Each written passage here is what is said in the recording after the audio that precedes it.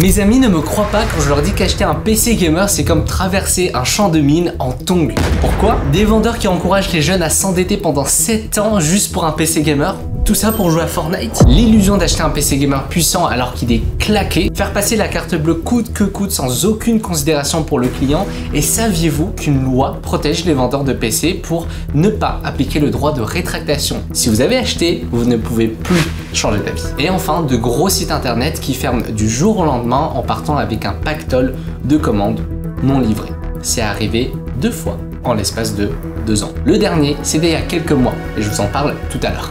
Avant de me lancer sur YouTube, j'étais à la gestion d'une entreprise d'intégration, une entreprise qui vend et qui assemble des PC. Alors avant d'entrer dans le vif du sujet, laissez-moi vous présenter mon passé officiellement, parce que je ne l'ai jamais fait sur Internet. Des feuilles et un stylo et je vais vous dessiner mon passé. Vous êtes prêts? Je suis très fort en dessin. Je m'appelle Kang. J'ai eu l'opportunité de faire grandir une entreprise d'intégration. Dans le jargon, ça veut dire assembleur de PC. Je l'ai fait grandir entre 2020 et 2024. Ça, c'est le nom de l'entreprise. Mais c'est pas important. Mon palmarès, quelque chose dont je suis assez fier, c'est qu'à mon arrivée, il y avait un seul employé. J'ai mal écrit employé. Et le chiffre d'affaires qui a été réalisé au moment où j'étais venu, c'était 200 000 €. La boutique a été ouverte depuis seulement 1 an.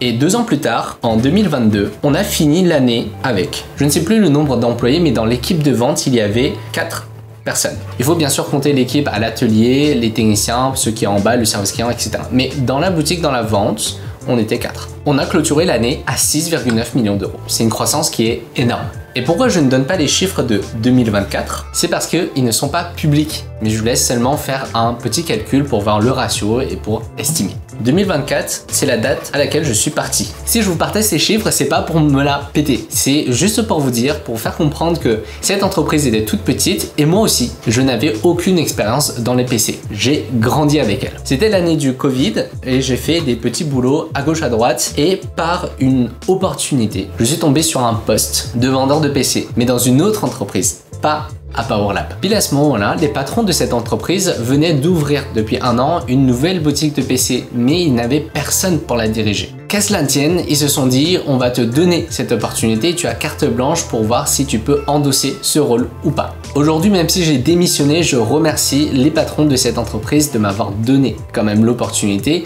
à l'origine de tout ce que je fais aujourd'hui. Ok, maintenant que vous me connaissez un petit peu mieux et que ce que je vais vous dire tout à l'heure aura un petit peu plus de poids, entrons dans le vif du sujet. En commençant par la première technique de vente malsaine, les paiements plusieurs fois. C'était vers 2022 que les paiements plusieurs fois sont arrivés chez les intégrateurs de PC. Ça marchait très bien sur Amazon et PayPal, alors il y a des sociétés comme Alma qui sont arrivées et qui ont proposé leurs services à des sites indépendants. Il y a aussi Klarna qui est très connu actuellement. D'abord, c'était des paiements en x2, x3 ou x4. 4 mensualités, 4 mois pour payer son PC. Sur un PC à 2000 €, il y avait à peu près 100 € de frais de crédit. Et aujourd'hui, il me semble que ça descend vers les 50-60 € si vous preniez l'option 4 fois. Jusque-là, pas de problème. Ça permet à des professionnels, à des gens qui veulent s'équiper pour lancer leur activité, comme des graphistes, des designers, d'avoir le PC, d'avoir l'outil de travail un petit peu plus tôt que prévu. Et donc de commencer à générer de l'argent plus rapidement. Mais quand on ne gagne pas d'argent avec son PC et que c'est purement un outil pour s'amuser avec, là, ça commence à devenir un petit peu compliqué. Surtout quand on a entre 18 et 25 ans. Parce que, rappelons-le, l'audience principale des PC gamers, c'est des jeunes. Comme moi, comme vous, certainement. Après, je veux pas dire qu'après 25 ans, on est plus jeune. Vous inquiétez pas, les trentenaires. Moi aussi, ça arrive très vite. Mais il faut quand même que je dise que depuis l'arrivée de Alma, pour les paiements 2 fois, 3 fois, 4 fois, j'ai déjà eu des jeunes qui ramènent leur mamie pour réaliser le paiement. Parce qu'ils sont mineurs, ils ne sont pas du tout éligibles. Et d'autres qui viennent à peine d'avoir 18 ans et qui tentent d'acheter un PC à 2000 € alors qu'ils n'ont seulement 600 € sur le compte bancaire. Ils me l'ont montré. Et parfois, c'est passé. Mais à l'époque, ça va. Ce sont pas de grosses mensualités, donc au pire, c'est facile de se projeter et au pire, c'est facile de trouver une solution en cas de blocage. Sauf qu'aujourd'hui, il y a des gens parmi nous qui sont prêts à s'endetter sur 84 mois pour un PC gamer. Parce que les vendeurs les poussent à le faire et parce qu'ils ne se rendent pas compte. Mais vous savez ce qui n'a pas besoin d'être payé en 84 fois? Les écrans Arzopa. Arzopa, le sponsor de cette vidéo. Ça faisait depuis un moment que je cherchais un écran externe pratique et qui peut vraiment m'aider dans mon workflow, que je peux utiliser quand je suis en déplacement ou même utiliser pour installer Windows sur le PC que je monte. Pas besoin d'aller à chaque fois chercher un moniteur, de déplacer le PC jusqu'au moniteur pour installer Windows. Je pensais qu'il fallait monter très haut en prix pour avoir un écran externe qui fonctionne vraiment bien, qui a une bonne luminosité et de bonnes couleurs, mais en fait pas du tout. J'ai trouvé ce modèle de chez Arzopa, un 16 pouces à seulement 129 €. Il est fin, vraiment très fin, 5 mm d'épaisseur, ce qui veut dire que c'est super pratique de se déplacer avec dans son sac. Et moi, ce que j'ai fait récemment, c'est que je suis parti en vacances avec la ROG Ally et cet écran externe.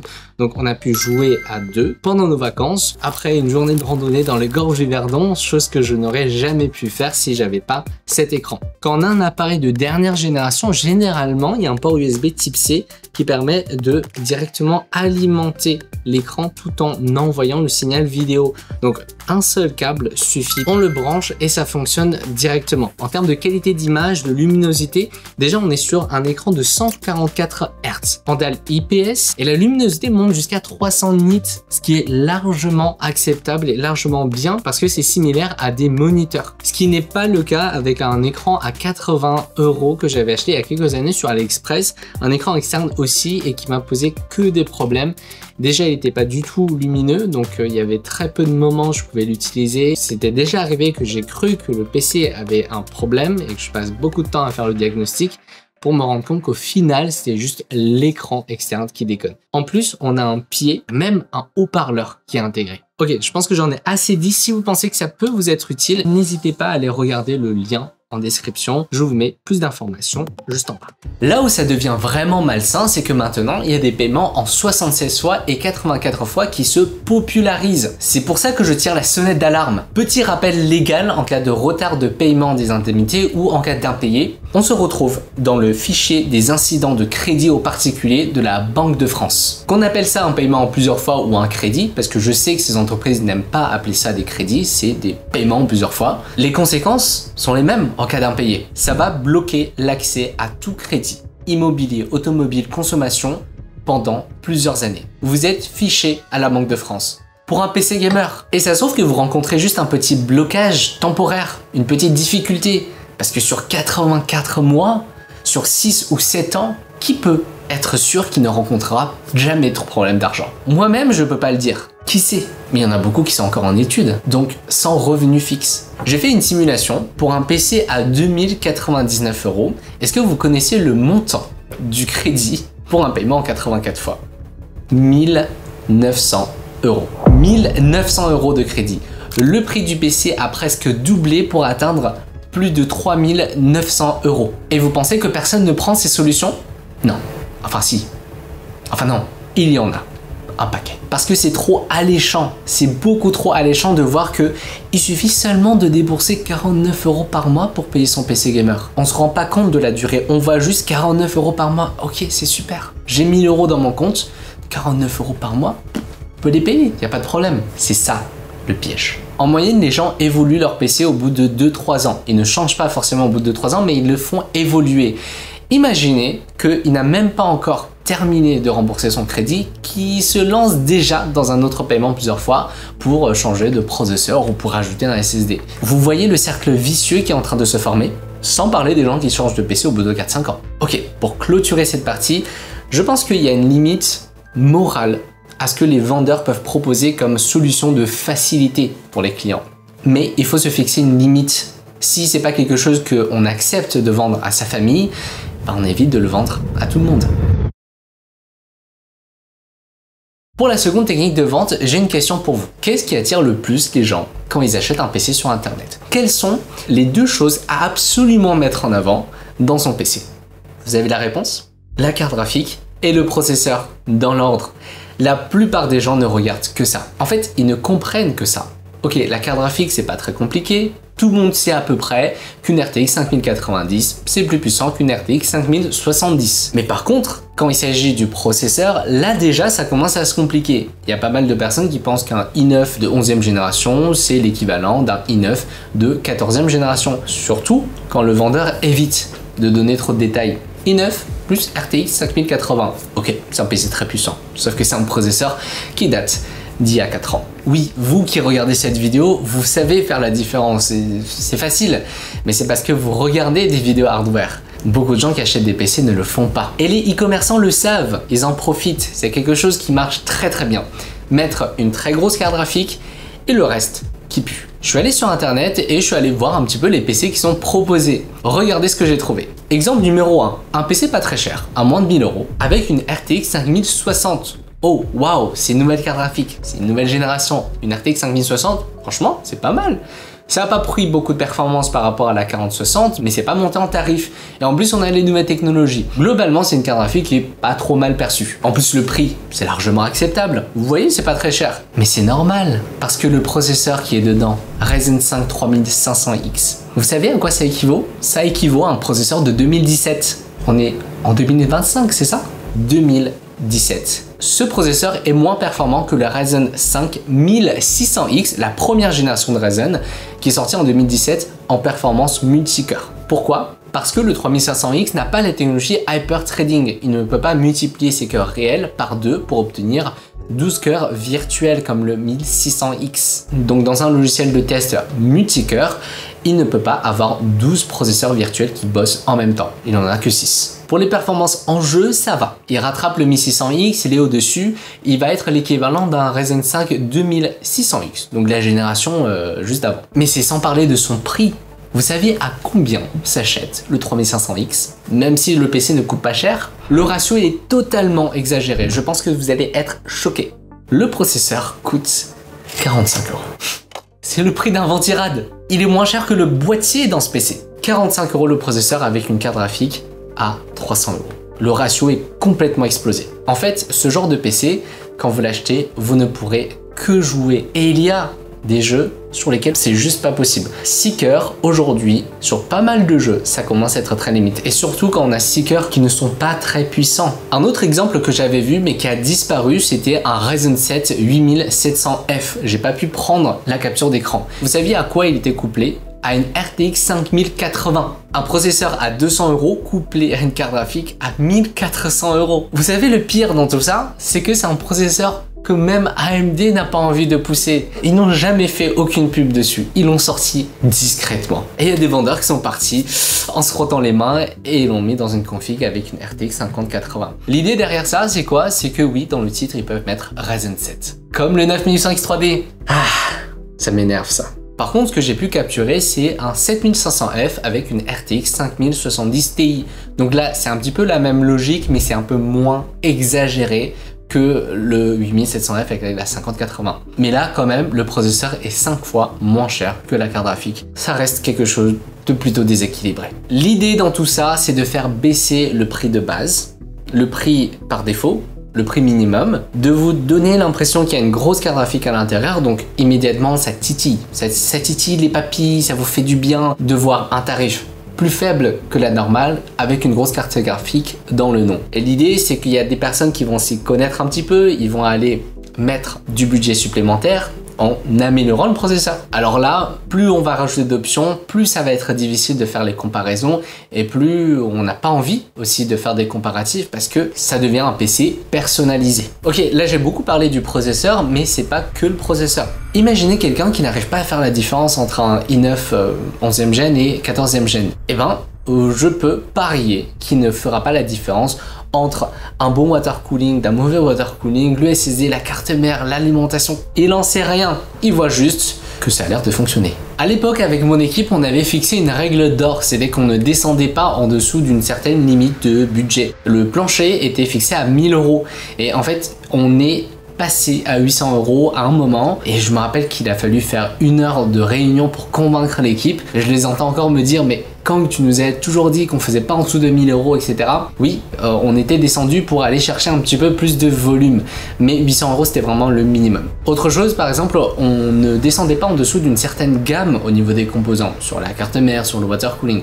Il y avait vraiment une limite et c'est quelque chose qui est très important tout en utilisant des techniques e-commerce. Parce que dans l'e-commerce, il faut des promotions pour rendre sa configuration plus compétitive. Et il faut aussi avoir un processeur et une carte graphique qui ne sont pas trop haut de gamme et donner la possibilité aux clients de aller personnaliser, monter en gamme s'ils ont envie, afin que le tarif de base reste plutôt attractif. Donc ça, ce sont des choses que j'avoue qui ont été faites, mais il faut vraiment avoir une limite morale. Pareil que sur le point numéro 1. La troisième technique de vente pour aller encore plus loin dans le point numéro 2, la carte graphique puissante et le reste qui pue, c'est que j'ai remarqué qu'il y a une règle qui s'applique très souvent aux intégrateurs allemands low cost en général, c'est qu'ils vont créer leur propre marque. Donc à part le processeur, la carte mère et la carte graphique qui demandent des niveaux de compétences incroyables, mais le boîtier et le water cooling, c'est les deux composants avec lesquels les revendeurs, les intégrateurs commencent d'abord. Pourquoi ? Parce que la marge est tout simplement énorme. Est-ce que vous savez combien de marge, ou plutôt à combien on peut produire un boîtier Aquarium standard? Environ 28 € hors taxe sur 5000 unités. Parce que dans les usines, il y a des templates. En fait, ils ont déjà les moules qui sont faites, il y a déjà les vitres, tout a déjà été vu, tout est prêt à produire. Vous avez seulement besoin de choisir le menu qui vous plaît comme au restaurant. Vous n'avez pas besoin d'équipe de recherche et développement. Donc, ce qui est différent des marques que vous connaissez comme Corsair, comme Lianli, des marques comme ça, qui eux ont besoin de financer une équipe de R&D, ils ont besoin de financer le marketing et ils ont aussi besoin d'envoyer beaucoup de samples, d'unités de test à des médias traditionnels, des youtubeurs, etc., etc. Le coût le plus important pour ces marques, c'est qu'elles veulent toujours faire quelque chose qui n'existe pas. Bien sûr, il faut le breveter et dans ce cas-là, il faut aller créer les moules. Les moules à l'usine, c'est ce qui coûte le plus cher. Il faut réussir à amortir le prix des moules avec le prix de vente. Mais en soi, c'est pas une mauvaise chose, vous me direz. Si un intégrateur veut se lancer dans sa propre marque, je trouve effectivement que ce n'est pas une mauvaise chose. C'est toujours mieux d'avoir d'autres concurrents sur ce marché pour venir proposer de nouvelles choses. Mais le souci, c'est que la plupart du temps, ça ne les intéresse pas. Ça ne les intéresse pas de faire une vraie marque. C'est juste des produits qui ont un nom, mais qui sont similaires à du no-name, qui ont été produits par eux-mêmes, qui correspondent à des templates d'usine, et donc avec une qualité généralement pas très élevée. Je ne veux froisser personne, mais généralement c'est ça. La preuve, la plupart de ces sites internet ne vendent pas le composant à l'unité, et même s'ils le faisaient, en fait, on ne peut pas trouver de tests sur YouTube, ni de tests sur Google, on ne trouve aucune information, et parfois même, on galère à avoir le détail des spécifications. Tout ça crée une situation où pour l'acheteur, pour le client, il a beaucoup de mal à les comparer. Comment comparer un water cooling Lianli à un modèle dont on trouve aucune information sur internet? On ne connaît pas l'épaisseur du radiateur, ni la pression statique des ventilateurs, rien de tout ça. Est-ce que vous comprenez ce que je veux dire? Maintenant, une fois que vous avez configuré cet ordinateur, parce que vous n'étiez pas satisfait du processeur de base, donc vous l'avez augmenté, vous l'avez amélioré, vous avez maintenant un PC personnalisé.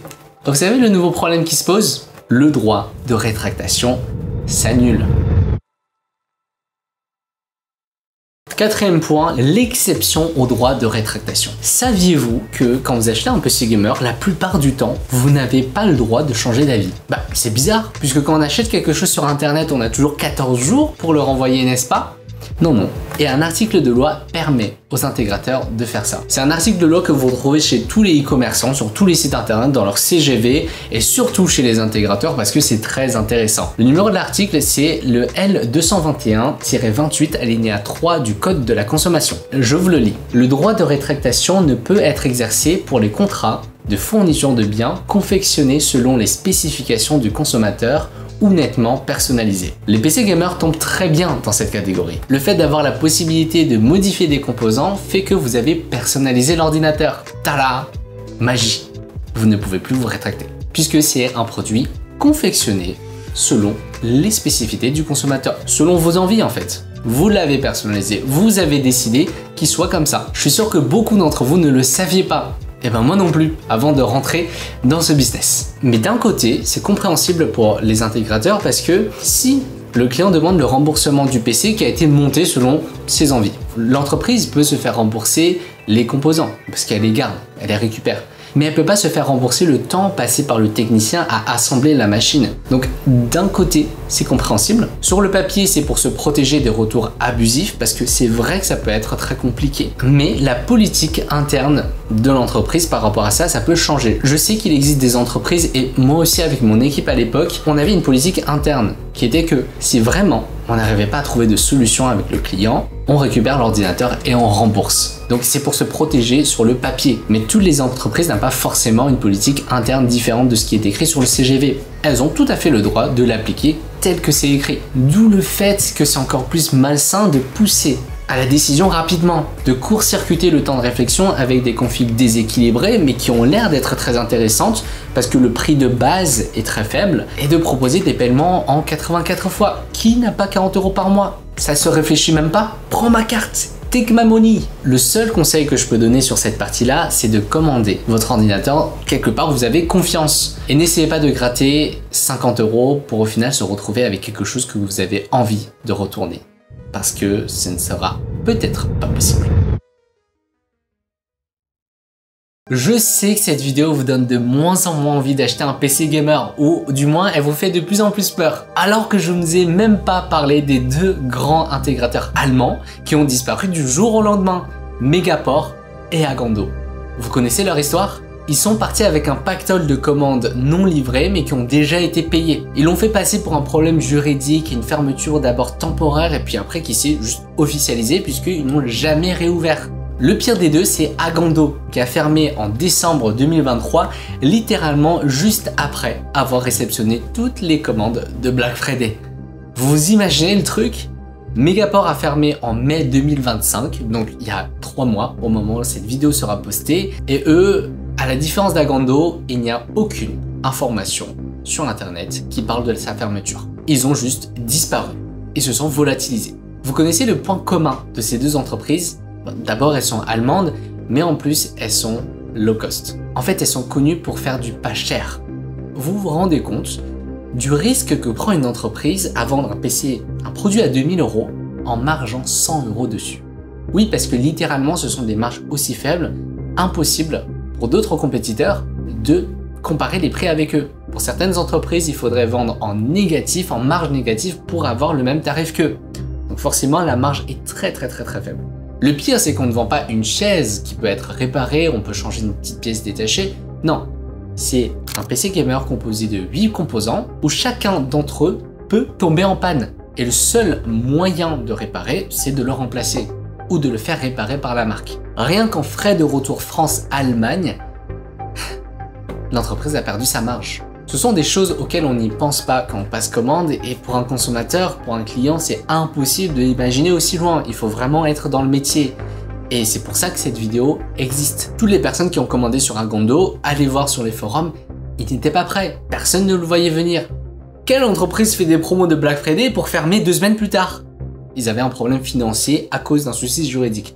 Après, c'est la version publique. Actuellement, je ne vais pas citer de nom parce que ce sont que des rumeurs, mais il y a des bruits de couloir qui courent par rapport à une entreprise allemande que certains d'entre vous connaissez peut-être. Bon, ok, maintenant que je vous ai bien fait peur et que vous aviez peut-être envie de claquer 2000 € dans un PC, là,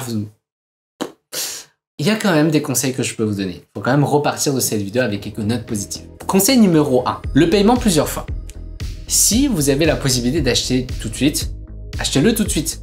Après, les paiements en 2 fois, 3 fois, 4 fois, ça peut dépanner. Ça peut aussi être une décision de sécurité. Il y a des gens qui ne veulent pas lâcher autant d'argent d'un coup et donc ils sécurisent en étalant les paiements. Ça, c'est compréhensible. Mais si jamais vous avez vraiment besoin de faire un paiement 36 fois, 74 fois, 86 fois, honnêtement, réfléchissez au fait que vous n'avez peut-être tout simplement pas le budget ou que le PC que vous voulez est trop cher par rapport à ce que vous êtes capable de mettre. Conseil numéro 2, recherchez bien, prenez le temps, au moins 10 minutes ou 15 minutes pour regarder les avis sur les sites en question.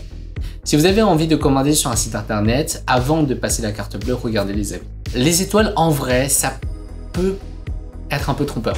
Je vous explique. Si vous voyez des avis 1 étoile sur un délai de livraison qui n'a pas été respecté, ok, mais en soi, si vous prenez du recul, c'est pas si grave qu'un avis 1 étoile pour un problème de principe, pour un refus de remboursement. pour un refus de prise en charge sous SAV. Ça, ce sont des choses qui sont très graves et ce sont des red flags qu'il faut aller repérer.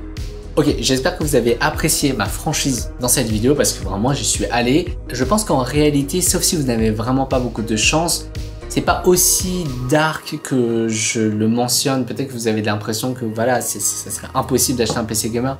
Non, pas aussi exagéré. Mais si vous n'avez pas de chance, c'est possible effectivement de tomber sur pas mal de ces points-là. Et enfin, cette vidéo me servira aussi à moi d'établir publiquement des principes en dessous desquels je ne peux pas descendre dans l'avenir quand je vais lancer ma propre entreprise d'intégration. Merci à Arzopa, cliquez dans le lien en description pour aller voir leur écran portable externe. Ils sont vraiment très bien et je l'utilise au quotidien. Je pense que je vais en acheter plusieurs pour l'atelier que je suis en train de monter. N'oubliez pas le code de 6% que je vous mets juste ici pour avoir une petite remise. Merci d'avoir regardé cette vidéo et moi je vous dis à la prochaine. La prochaine vidéo se portera sur quelque chose qui est derrière moi. Est-ce que vous l'avez remarqué ?